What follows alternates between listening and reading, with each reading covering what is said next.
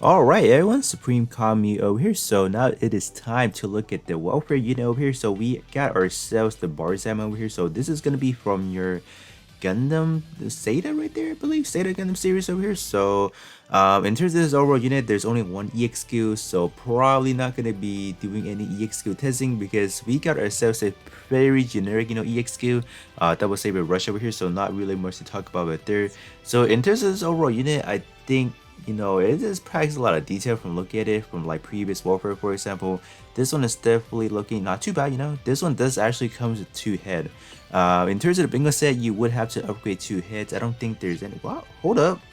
Wait a minute. Why is there a stat differences?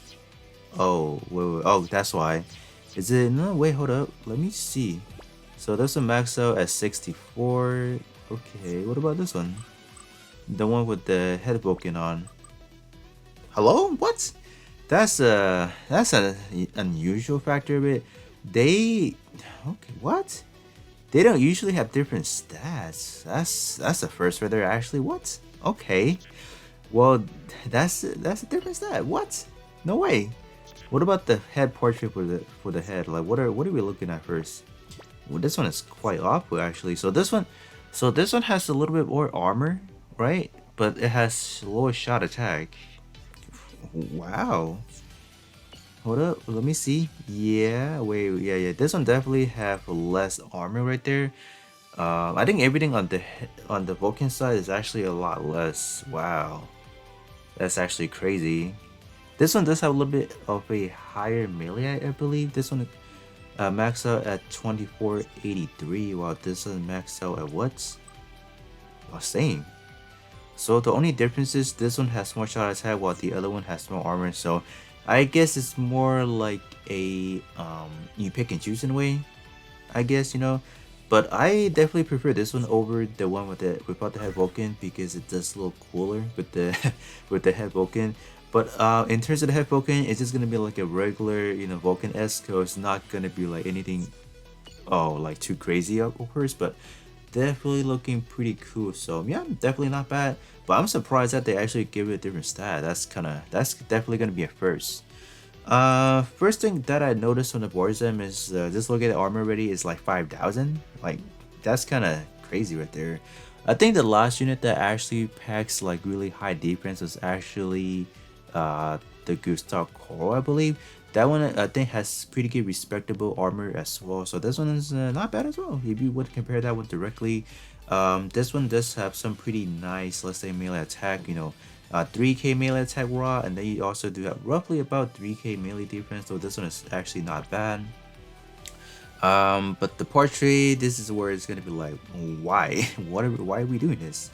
So this one has 70% or more armor, EXQ or non-EXQ power boosted by 30%. So this means only normal attacks and strong melee attack will work. Your EXQ is not gonna gain that 30%. So I don't know why they would do something like that. Like, what's the point? Like, I don't know. I don't really get them doing that. So kind of unfortunate. But the stat is definitely not too bad. Mortal wise for base and Federation, definitely not bad. I guess is could be worse. I guess if they would have boost shot attack like Trey per se or war tag. This one is like kind of not really that good, but can definitely make do with that. Looking at the arms, the armor is not that high compared to the torso. Stat and arm is like, I guess it's kind of respectable, I guess, coming in almost at 8k, so that's definitely not too bad. Good defense as well for both, so okay, that's not bad. Same tag as well, so you get a very generic EXQ, so I don't expect this one to do anything that good, I guess, B power is always going to be good, B plus actually, so yeah, but I don't expect anything too crazy, so I'm not even going to try it out. Alright, moving on to the leg, let's see what we have. So the leg, it's kind of alright. I think definitely well balanced in a way. Both your defenses value are pretty much similar. Your offensive obviously melee is slightly higher, and then shot is just like around 800 less. So yeah, kind of whatever as well. So this one's for base and mass produced over here. So I mean, this one is definitely going for like a balance build in a way, I guess. Tag wise, okay, when you have output a job, Projectile speed boosted by 14%.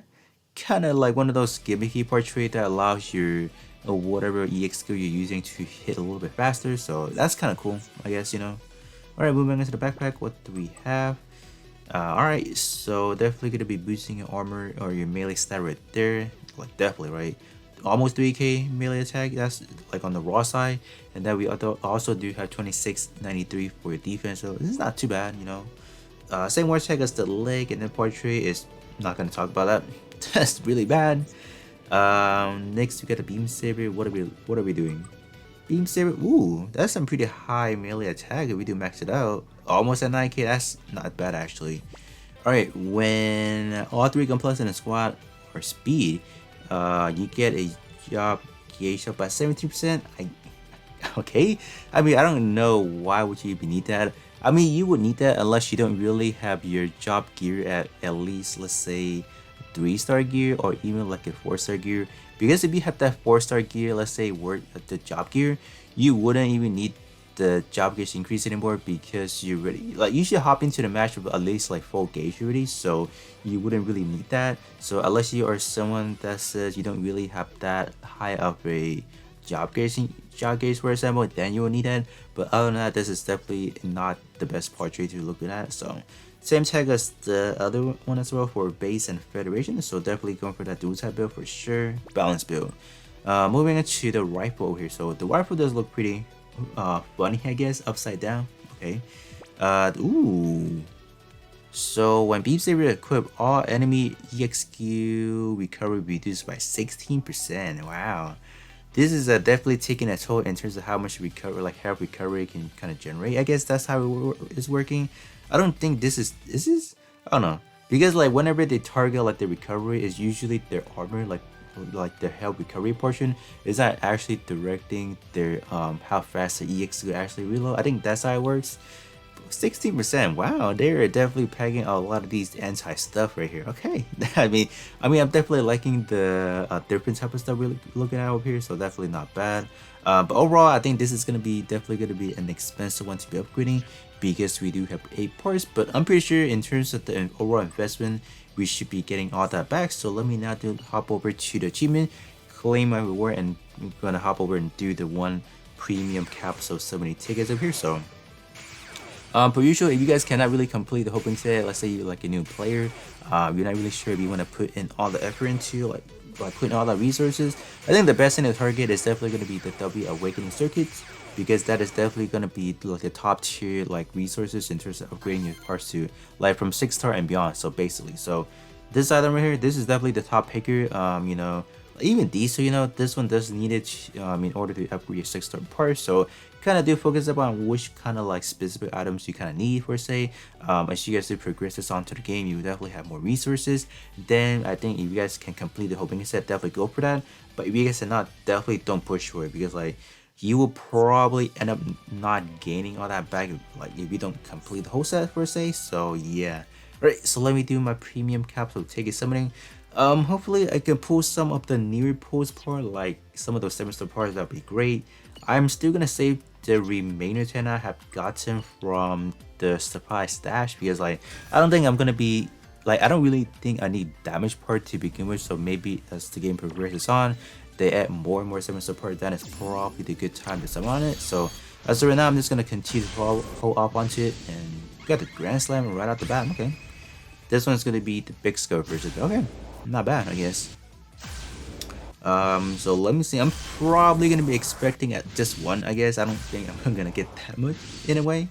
I think it's always been like that. I think probably we got a lot of like standard parts. Okay, but I think the most I have gotten so far was actually 3 gold parts, and that was pretty much it. So is this on the big scale?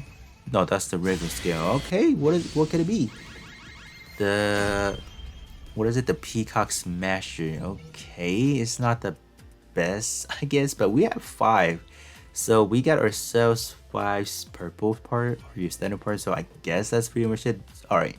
Yeah, do let me know what did you guys get in terms of premium tickets right here. Obviously probably could have got something else. This one is like kind of like not really all that good, but that's gonna be pretty much it. So I'm not really gonna be showcasing out the EX skill because it is really gonna be that really generic like Saber Rush. So that's gonna be pretty much it in terms of this bingo set with you guys over here. So do let me know how do you guys feel about the big Sam, or not the big Sam, the Barzam over here. So with that being said, that's gonna be pretty much it, and I'll catch you all on the next one.